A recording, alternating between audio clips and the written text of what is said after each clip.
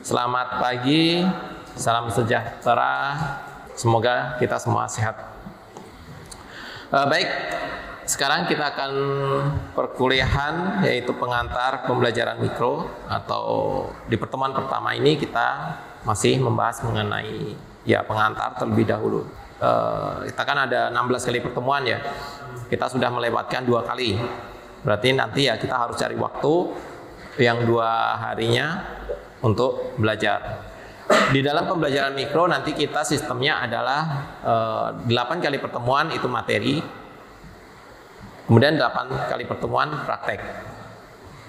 Di antara materi nanti kalian juga akan praktek secara individual. Nah, nanti di 8 pertemuan berikutnya kalian harus membuat video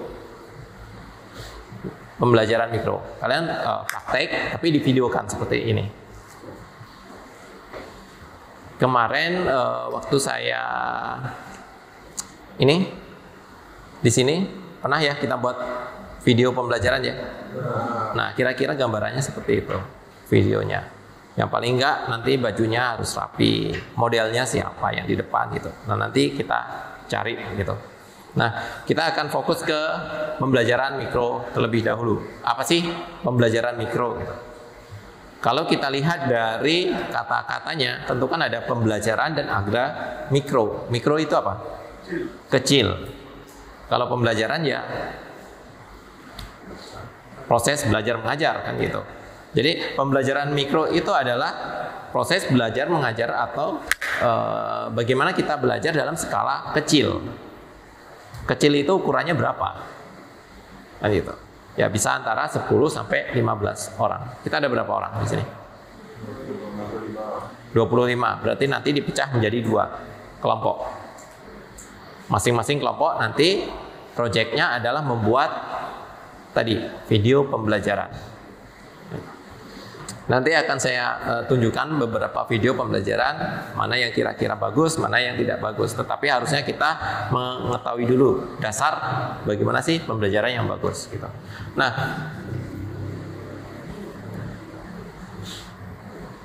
secara umum sendiri pembelajaran mikro itu adalah metode pelatihan.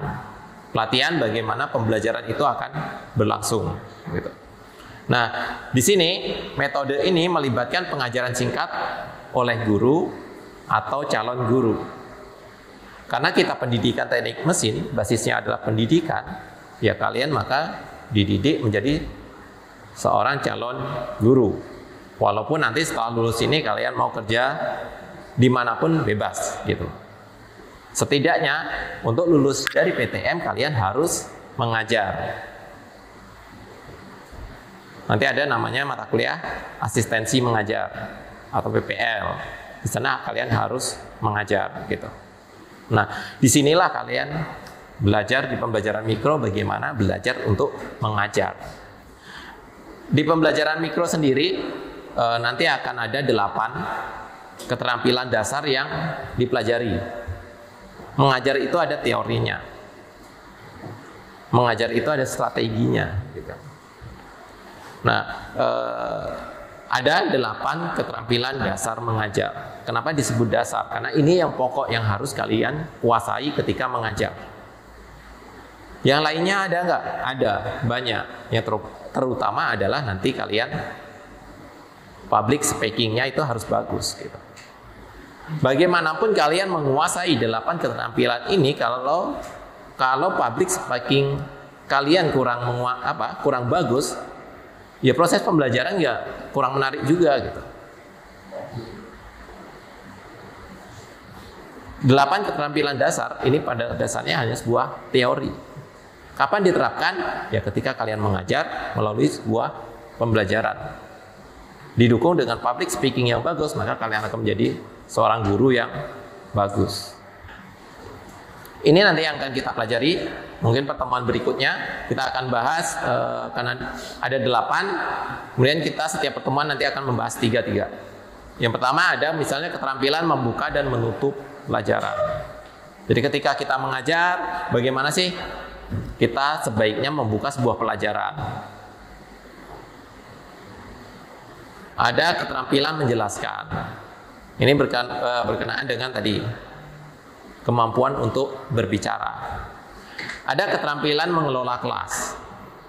Ketika kalian mengajar di tingkatan yang berbeda, untuk anak kuliah, untuk anak SMP, untuk anak SD, itu harus berbeda-beda juga dalam hal mengelola kelas.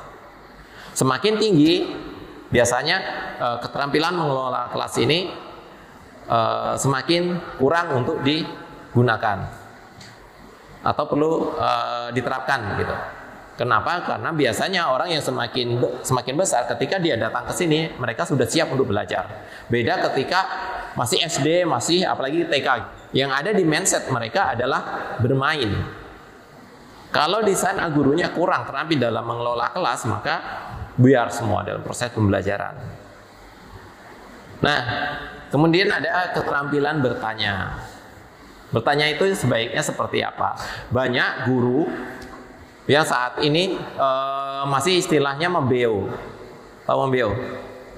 Misalnya gini, 1 tambah 1 sama dengan do, gurunya siswa menjawab A gitu, 2 gitu. Itu adalah proses membeo. Itu pertanyaan yang seperti itu, padahal pada dasarnya nggak memiliki bobot. Kenapa? Karena siswa dituntut hanya untuk mengikuti guru, walaupun kelihatan kompak. Mungkin kalian waktu di SMK lah, masih ada nggak guru yang seperti itu? Masih banyak kan? Ya. Apalagi di SD gitu kan. 1 kali 1 sama dengan sa. Nah, itu adalah proses membio. Kemudian ada keterampilan memberikan penguatan.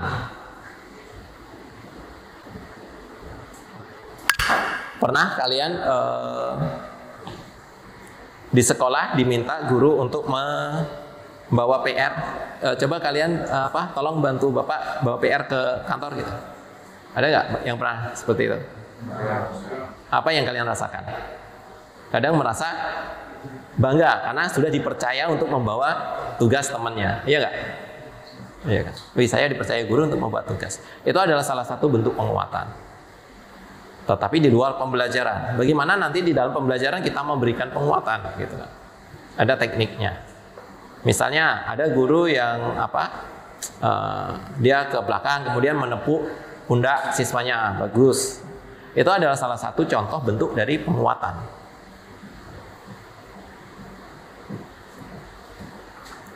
Kemudian keterampilan mengadakan variasi. Belajar juga itu kan waktunya panjang, apalagi anak sekolah dari jam 8 kalau full day sampai jam 3 kalau nggak salah, ya kan? Itu kalau nggak kita variasikan di jam-jam seperti ini, baru masuk juga udah ngantuk anaknya, siswanya udah ngantuk gitu kan. Dan bukan hanya untuk anak siswa SMK, mahasiswa pun seperti itu karena malamnya bergadang main game. Makanya ketika baru datang, udah matanya udah yang harusnya lebar, udah 5 watt semua gitu. Itu pun nggak nyampe gitu. Ya problematika anak mahasiswa sekarang gitu. Kurang dalam manajemen waktu itu ini belum bisa gitu kan. Malamnya main game gitu sampai malam gitu. Tiba-tiba paginya udah harus kuliah gitu. Sehingga belum menyampe siang juga sudah ngantuk gitu kan. Kemudian ada keterampilan membimbing diskusi kelompok kecil dan keterampilan mengajar kelompok kecil dan perorangan. Di kurikulum K13 ada yang namanya remedial. Ya kan? Nah, ketika kita membimbing mahasiswa yang remedial, maka kita harus membutuhkan 2 keterampilan ini. Ya, itu membimbing diskusi kelompok kecil dan mengajar kelompok kecil. Keterampilan mengajar kelompok kecil. Berbeda ketika kita mengajar kelompok besar dengan kelompok kecil. Tekniknya berbeda, cara mengajarnya berbeda. Kalau kita mengajar kelompok kecil dengan metode yang seperti ini, ya kurang efisien. Karena kalau kelompok kecil seharusnya lebih banyak berdiskusi. Karena hanya kecil gitu.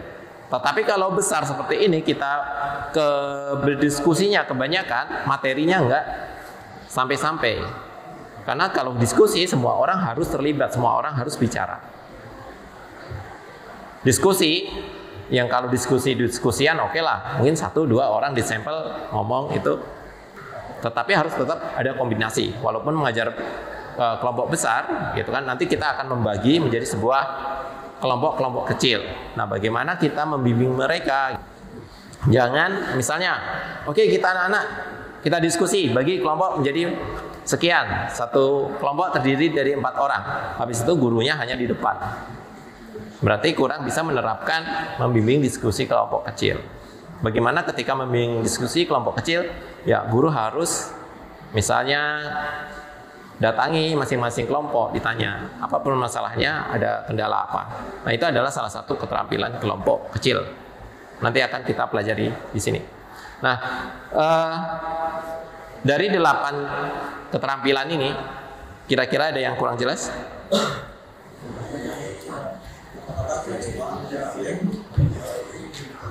Oke, coba kalian lihat video ini, kemudian kalian komentari kira-kira apa yang kurang dari video ini. Ini video kakak tingkat kalian. Fokus ke gurunya ya.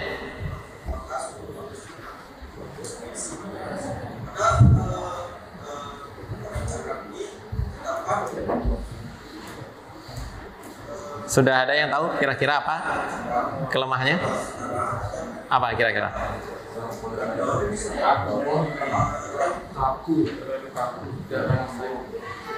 Terlalu kaku, tidak menguasai materi. Apa? Terlalu membaca pada laptop, fokus kepada laptop, sehingga hilang kontak antara guru dengan murid. Padahal kontak itu sangat penting. Oke.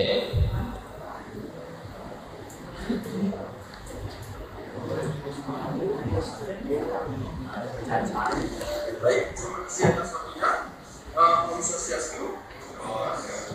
Perkenalkan, saya Sarjana, saya guru magang di sekolah ini. Jadi mohon maklumannya kalau saya kata yang salah, yang disengaja ataupun tidak disengaja. Oke, ya kira-kira tahu apa kelemahannya? Saya ulangin. Dengarkan apa yang ini. Kedengeran nggak ya? Kedengeran nggak suara ini? Om Swastiastu. Perkenalkan, saya Sarjana, saya guru magang di sekolah ini. Jadi mohon maklumannya kalau saya ada kata-kata yang salah. Kurang percaya diri. Ketika nanti kalian PPL, bagaimanapun kalian tidak menguasainya materi, kalian harus menunjukkan percayaan diri yang tinggi. Gitu. Jangan sampai bilang, maaf ya, saya mahasiswa PPL di sini. Gitu. Jadi kalau nanti saya kurang menguasai materi, ya mohon dibenarkan. Jangan sampai seperti itu. Karena ketika kalian ngomong seperti itu, maka siswa sudah nggak tahu juga gurunya, kan gitu. Makanya kita ketika mengajar perlu yang butuh namanya persiapan. Nggak bisa datang mau mengajar, malamnya kalian main game gitu kan, kemudian pagi-pagi baru buka materi, saya mau ngajar apa ini. Saya banyak membimbing kakak-kakak tingkat kalian, ketika mereka di depan kelas, banyak mereka yang belum siap. Sama seperti tadi, yang pertama tadi, ketika mengajar fokus kepada materi, tidak ada kontak antara guru dengan siswa atau murid, sehingga ya gurunya siswanya mereka asik dengan kegiatan mereka sendiri, apalagi situasinya tidak dikondisikan, HP tidak disuruh masukkan di dalam tas, mereka asik main HP. asik ngobrol dengan teman sebelahnya. Oke, satu lagi.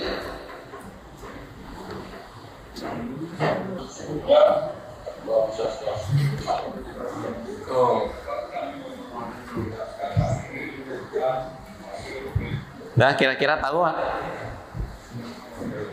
Coba kalian nanti mengajar, pegang materi. Baik, anak-anak, kita belajar hari ini mengenai rem. Rem adalah bagian dari motor yang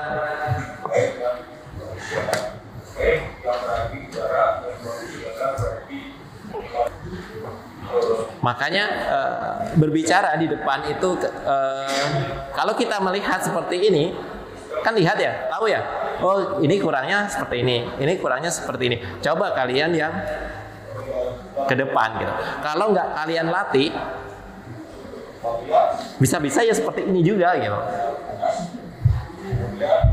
Sedangkan yang dilatih gitu, ketika malam misalnya, oh saya nanti mau mengajar, kira-kira saya mau seperti ini. Ketika ke depan, itu bisa saja menjadi hilang gitu, blank. Apalagi baru awal-awal. Saya saja gitu kan, kalau saya nggak mempersiapkan materi dari rumah gitu, malam saya nggak membaca, ketika sampai di sini, maka saya akan kehilangan ini. Saya mau ngapain lagi gitu kan? Ngajar kan butuh strategi, apalagi untuk nanti ketika misalnya kalian menjadi guru nih di SMA, di SMK gitu, mengajarnya satu mata kuliah, satu pelajaran itu kan bisa 2 jam gitu. 2 jam kalau nggak kalian selingi dengan kegiatan-kegiatan yang lain, kalau kita nyampaikan materi secara terus-menerus, siswanya kan bosan. Tetapi ketika kita tidak memiliki strategi bagaimana mengulur waktu, kita akan kehabisan ini bahan untuk di depan ini mau ngapain gitu kan. Akhirnya apa? Akhirnya ya sudah, kalian kerjakan latihan. Kerjakan tugas di sini, selesai nanti kumpul. Nah,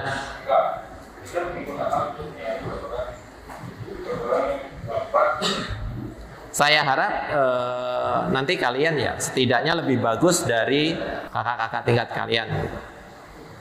Ketika PPL, setelah micro teaching kan kalian PPL nih, mempersiapkan diri dengan baik, jangan sampai nanti ketika kalian sampai ke sekolah hilang wibawa kalian sebagai mahasiswa gitu kan. Apalagi kita di sana sebagai mahasiswa dipandang oleh siswa itu sebagai orang yang masih fresh gitu, cara mengajarnya belum bagus, sehingga nanti istilahnya diremehkan gitu sama siswa gitu. Kalau itu sudah di mata siswa kalian, paling bapak itu ya seperti itu. Makanya dalam hal mengajar gitu kan, pertemuan pertama itu adalah hal yang menentukan kalian. Jangan sampai kalian waktu mengajar nanti datang kemudian sudah menampilkan performa yang seperti ini. Maka selanjutnya siswa ya sudah seperti itu. Bila perlu kalian kenali dulu. Ketika mengajar kalian tatap dulu siswanya satu persatu. Kalian interaksi dulu, ketika setelah itu baru mengajar. Terkadang ada guru yang mengajar seperti ini. Dia seolah-olah melihat siswa tapi nggak melihat secara langsung ke matanya. Jadi seolah-olah menghayal gitu kan. Baik teman-teman, kita akan belajar apa. Kan itu nggak ada ini. Nggak ada kontak sama sekali. Walaupun melihat ke siswa. Apalagi yang nggak melihat ke siswa gitu. Apalagi sih kelasnya seperti ini. Gurunya di sini, pintunya di belakang. Coba saya ngajar, baik saya akan belajar hari ini micro teaching gitu. Hilang yang belakang satu-satu. Karena pintunya di belakang gitu kan. Makanya sekolah-sekolah biasanya desainnya adalah pintunya di depan. Biar kalau siswanya datang, siswanya terlambat, tahu gurunya gitu. Nanti ketika ngajar, menjelaskan, ada yang guru menjelaskan, menulis di papan tulis seperti ini. Lama menulisnya, sama juga. Siswa yang masuk, siswa yang nggak tahu gitu. Makanya ketika menulis itu pun ada teorinya gitu. Menulis ya seperti ini gitu, samping gitu. Walaupun kita fokus ke sini, paling enggak, iya kalau ada pergerakan siswa keluar masih terlihat. Atau kalau pintunya seperti ini, ya dari sini.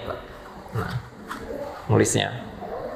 Dan menulis juga harus belajar juga. Kita sampai jam berapa? 11.20 ya. Nah, sebenarnya ketika menjadi seorang guru, hal yang paling penting dikuasai adalah public speaking. Terkadang guru yang tidak menguasai materi tetapi memiliki public speaking yang bagus, dia akan bisa menguasai kondisi, bisa menguasai keadaan, bisa menguasai situasi kelas. Tetapi guru yang sehebat apapun menguasai materi, ketika public speaking-nya itu kurang bagus, ya hasilnya akan kurang bagus. Nanti ada istilah kemampuan berbicara dengan media. Ketika berbicaranya yang bagus, public speakingnya yang bagus, maka media itu bisa menjadi nomor 2. Contohnya apa? Mario Teguh. Kalau kalian lihat dulu Mario Teguh, pernah nonton? Nggak pernah nonton ya? Public speakingnya itu bagus, dia memotivasi itu dengan kata-kata gitu, tanpa media yang berlebihan, hanya menulis, kemudian berbicara dengan bahasa yang bagus, yang indah, semuanya menjadi termotivasi gitu. Tetapi ketika orang tidak memiliki itu, biasanya menggunakan sebuah media itu yang digunakan untuk menutupi kelemahan dari si pembicara tadi. Nah, ketika kita berbicara public speaking gitu kan, kita ada pertanyaan-pertanyaan yang perlu dijawab. Yang pertama, kenapa manusia butuh berkomunikasi? Kira-kira apa? Kenapa manusia itu butuh berkomunikasi? Tujuan utamanya apa kira-kira?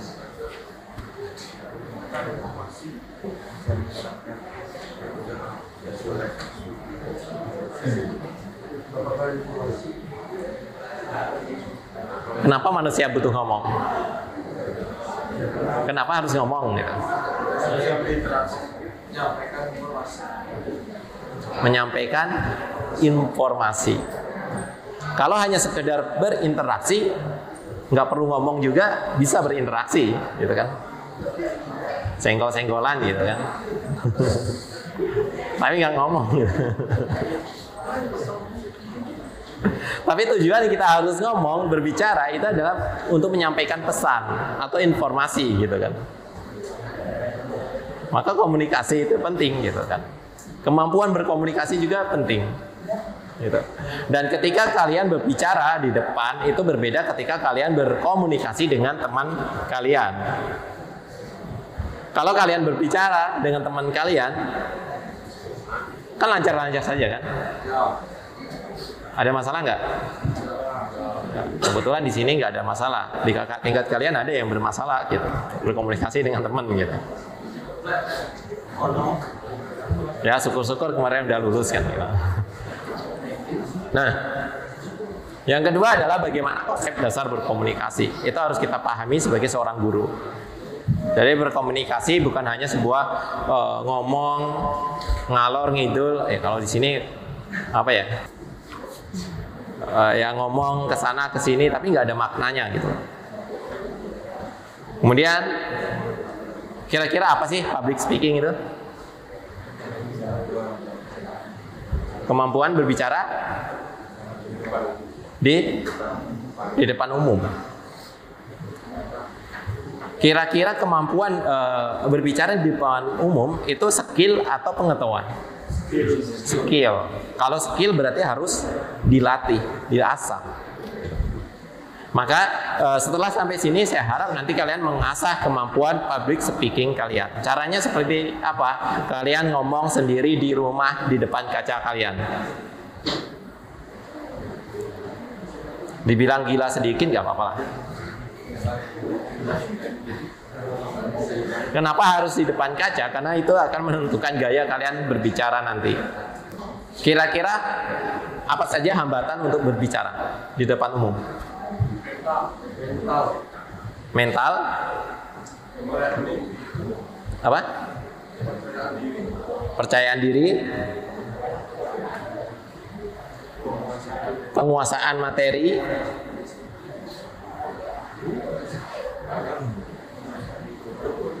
Apa? Pengalaman. Banyaknya orang, audiensi. Gitu. Kenapa? Lingkungan. Terkadang kita ketika berbicara dengan misalnya saya nih berbicara dengan kalian gitu di depan sini udah biasa gitu. Tetapi dengan lingkungan baru misalnya disuruh berbicara di masyarakat yang di taman kota gitu. Mungkin suasananya akan menjadi berbeda.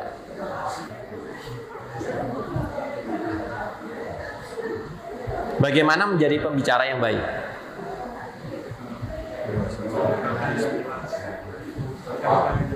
Kata-kata yang jelas.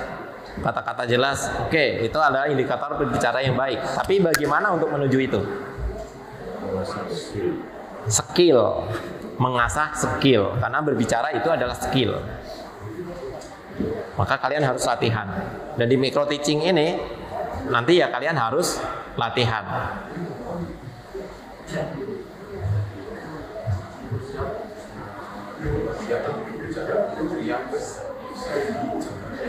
Bisa bicara?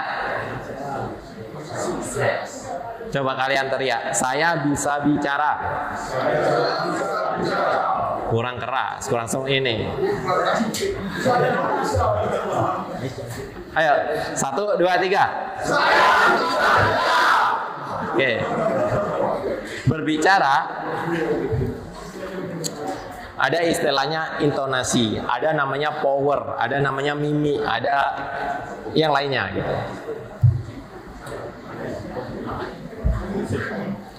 1 sampai 15, coba kalian pilih satu nomor dalam hati.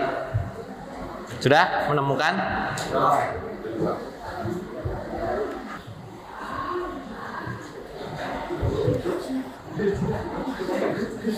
Coba Made Adi Junarta. Oke. Sudah buat pilihan, coba maju ke depan, kalian ceritakan tentang apa yang apa.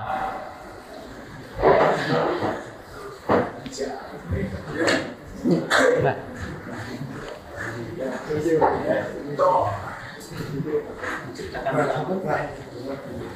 Topik yang kamu pilih tadi.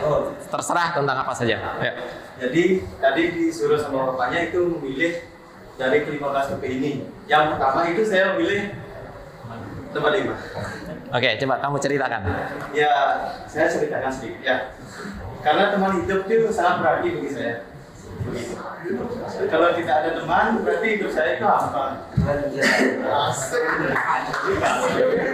Tidak merugikan, entah itu cowok atau perempuan.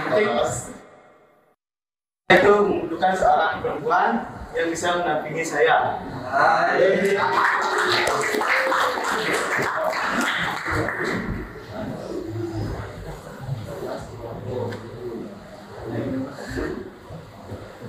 Wayan Budi Mertayasa. Oke, tunggu. Belum. Kira-kira dari tampilan temennya tadi, apa yang perlu dikoreksi? Memperhatikan nggak tadi? Ada yang lain kira-kira apa yang perlu dikoreksi? Belum ketemu?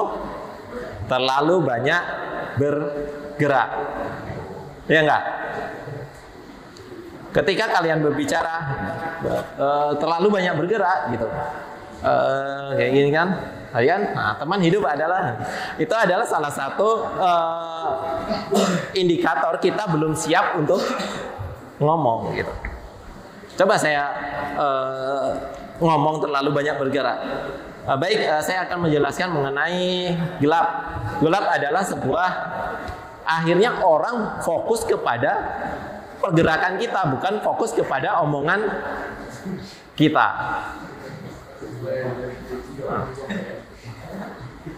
Maka hal sekecil itu dalam ketika kita berbicara juga harus diperhatikan. Gitu. Coba, ya.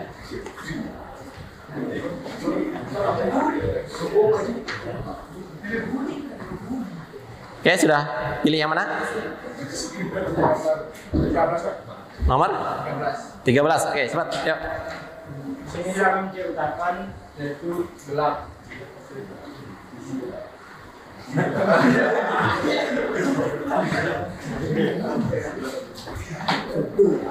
Kalian bisa merasakan kegelapan itu pasti sangat menakutkan.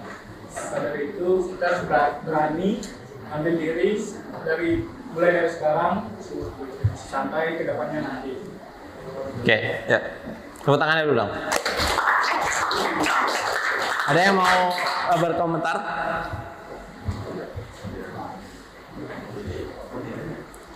Apa yang kurang? Interaksi, fokus ke siswa. Padahal gelap yang mau dijelaskan itu gelap, dan di sini nggak ada penjelasan gelap, tetapi terlalu banyak fokus ke slide ini gitu. Harusnya ketika menjelaskan gelap ya fokus ke audiensi gitu loh. Ya enggak? Ya karena mungkin baru tiba-tiba ini, makanya dia fokusnya ke sini padahal nggak ada apa-apa di sini tentang gelap gitu. Sudah sadar? Oke, nanti bisa diperbaiki. Ada yang mau mencoba? Ayo, bisa dong.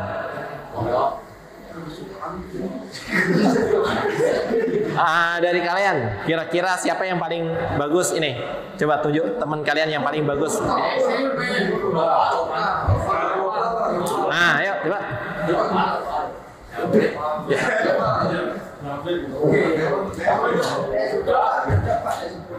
Oke, lihat dulu. Setelah itu fokus ke temennya baru ngomong. Ya. Di sini saya memilih hari tua. Kenapa saya memilih hari tua? Karena saya memikirkan masa depan yang telah saya ukuk dari masa mudanya ya. Jadi saya harap kemungkinan di masa tua nanti kita bisa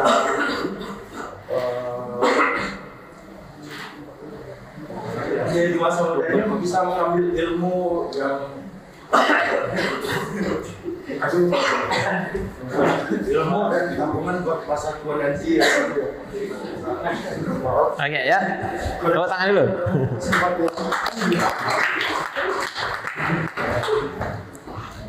Kalau tidak menguasai materi, salah satunya adalah ya seperti novel tadi gitu.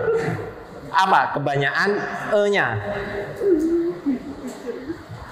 Nanti ketika kalian berbicara di depan, kalian juga harus mengurangi yang namanya gitu.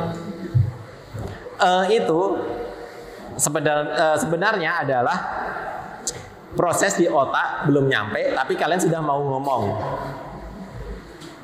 Apa yang mau dibicarakan di otak itu belum ada, tetapi kalian sudah terburu mau ngomong.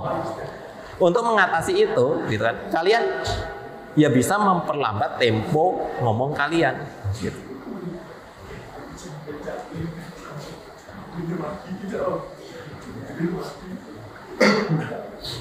Cara berbicaranya oke lah, interaksi dengan teman, audiensi sudah kelihatan. Tetapi ketika penguasaan materi kurang baik ya tadi gitu. Maka materi itu cukup penguasaan materi itu hal yang penting gitu. Oke, satu lagi ya. Siapa ya yang mau? Nah, ayo. Maju.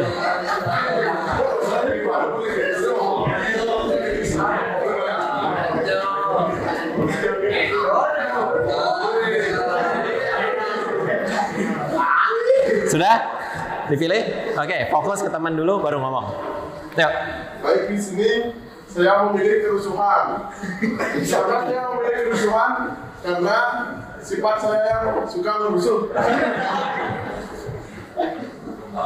Baik itu di rumah maupun di sini saya suka merusuh, tapi bukan tipikal yang demo, bukan, tapi cuma jahil ke teman-teman gitu. Oke, yuk.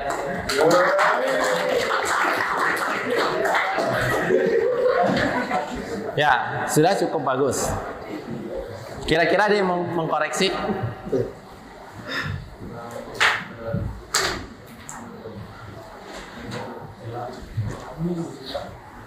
Nah, seperti yang dipraktekkan sama si Murah tadi. Apa kira-kira Murah? Ya, istilahnya penguatan melalui gerak tubuh. Ketika ngomong di depan, seperti ini, apa tadi? Rusuh ya. Saya akan menjelaskan mengenai kerusuhan. Kerusuhan adalah hobi saya. Kalian lihat nih, kerusuhan adalah hobi saya. Saya suka rusuh di rumah gitu, tapi bukan demo-demo. Bandingkan dengan kalian sendiri. Saya itu sukanya kerusuhan. Kerusuhan ya hobi saya. Gitu. Saya suka di rumah itu suka rusuh, tapi bukan yang demo-demo. Kira-kira bagusnya yang mana? Yang ada bergerak, tetapi tidak berlebihan. Di dalam public speaking, pergerakan tangan bisa kalian di bawah sini, misalnya ini, atau seperti ini. Kalau memberikan penguatan, oke. Gitu. Bukan juga gini.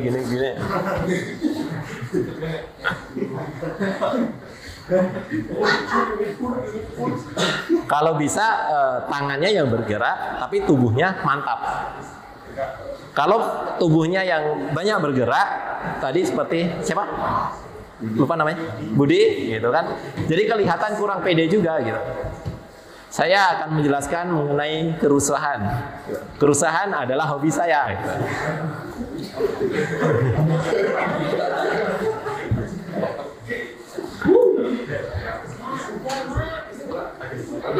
Ada lagi satu mau maju? Nah, ayo Agus, cepet Gus. Maju Gus.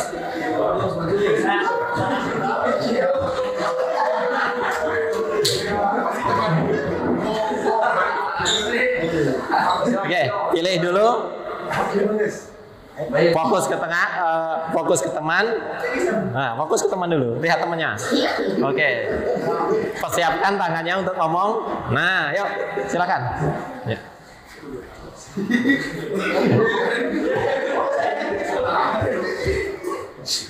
Di sini saya memilih nomor 10 yaitu ketinggian. Saya itu tidak berani ketinggian, tetapi saya suka mendaki. Ketinggian yang saya takuti seperti naik tangga. Mungkin itu saya. Ya, oke. Tepuk tangan dulu dong. Apa yang kurang? Masih kaku, oke. Agus ya? Gus, kalau ngomong jangan ini Gus. Kayak kayak oleng ya.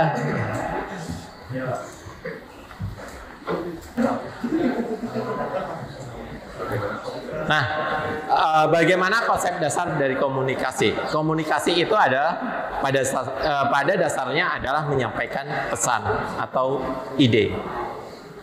Sebuah pesan apabila disampaikan dengan cara yang bagus, maka pesan itu akan menyampai ke audiensi itu juga dengan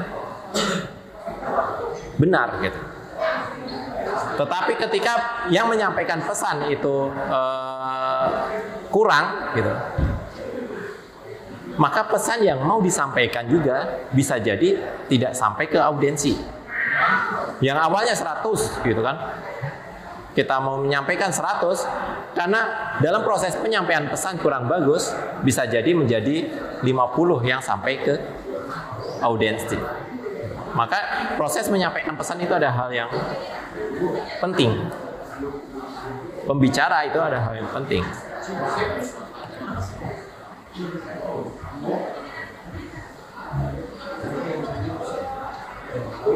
Nah, ini jadi komunikasi itu ada dalam bentuk verbal, ada non verbal. Kalau verbal ya kita berbicara, non verbal ya melalui kode, melalui pergerakan tubuh itu kan termasuk verbal. Kemudian ada relasi, ada namanya komunikasi personal, ada namanya komunikasi publik. Yang dibutuhkan guru adalah komunikasi publik, bukan komunikasi personal. Kemudian ada media komunikasi, ada suara, tulisan, gambar, dan video. Nah, lanjut.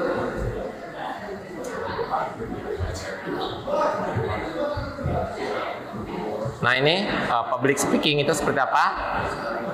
Tadi ya, kegiatan menyampaikan pesan berupa ide atau gagasan secara oral. Kalau menyampaikannya secara dengan media, habis itu ditinggal, itu bukan speaker, bukan public speaking. Oke.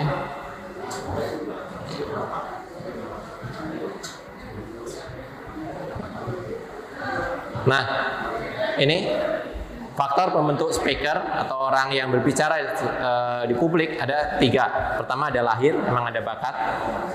Biasanya itu untuk yang memiliki kecerdasan yang ini sosial ya.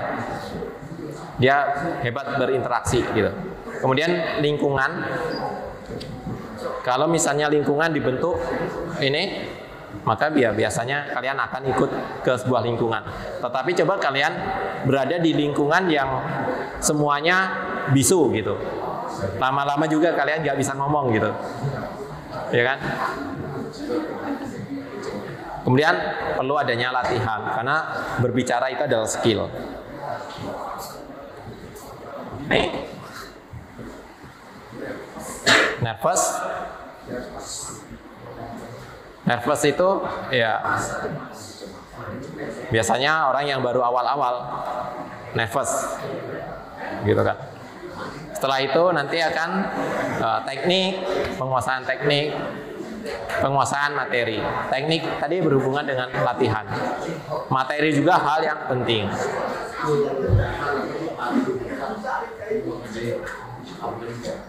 Nih, ada teman kalian yang waktu SD disuruh ke depan, kemudian hujan lokal gitu, keringatan, gitu kan, gemetar gitu. Sebenarnya itu hal yang wajar. Mungkin kalian juga kalau baru pertama ke depan, maka akan ini terasa akan gemetar gitu ya.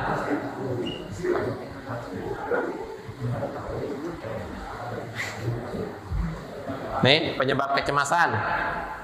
Pengalaman pertama, suasana baru juga bisa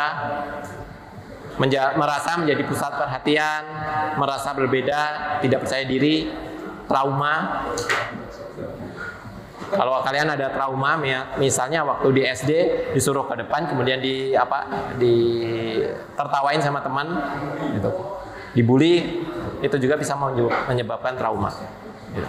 Itu harus kalian atasi terlebih dahulu. Tidak siap tampil.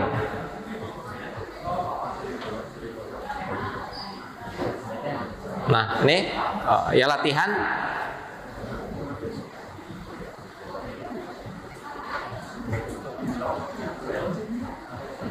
Oke.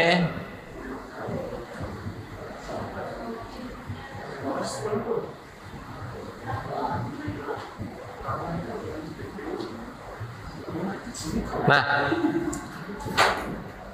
saya ingin setelah ini nanti dibuat grup khusus untuk micro teaching ya. Nah, karena kita adalah micro teaching, ini adalah belajar untuk berbicara, maka setiap ada pertemuan maka akan ada tugas. Nah, tugas pertama, coba kalian foto atau kalian tetapkan sekarang, pilih 1 sampai 15 tema yang kalian pilih. Kemudian kalian coba ngomong sendiri, kalian rekam di rumah. Punya HP semua kan? Nah, kalian rekam, kemudian nanti kalian share di grup tadi. Gitu ya. Batas waktunya adalah 1 hari sebelum perkuliahan berikutnya. Nggak terlalu sulit ya, hanya menentukan pilihan, kemudian kalian rekam, kalian belajar ngomong di situ. Oke, sampai sini ada yang tanyakan? Untuk video durasi Terserah, jangan terlalu panjang. Yang penting kalian melihat apa? Full kelihatan muka ya, full body kalau bisa. Ya jangan panjang-panjang lah, antara 1 menit atau 2 menit. Kan hanya menjelaskan misalnya serangga adalah bagian dari hewan, ya, seperti itu. Baik, kalian mau terserah nanti gaya kalian bagaimana membuat, mungkin bisa dibuat puitis boleh. Misalnya tadi malam itu terlalu gelap bagi saya. Gitu.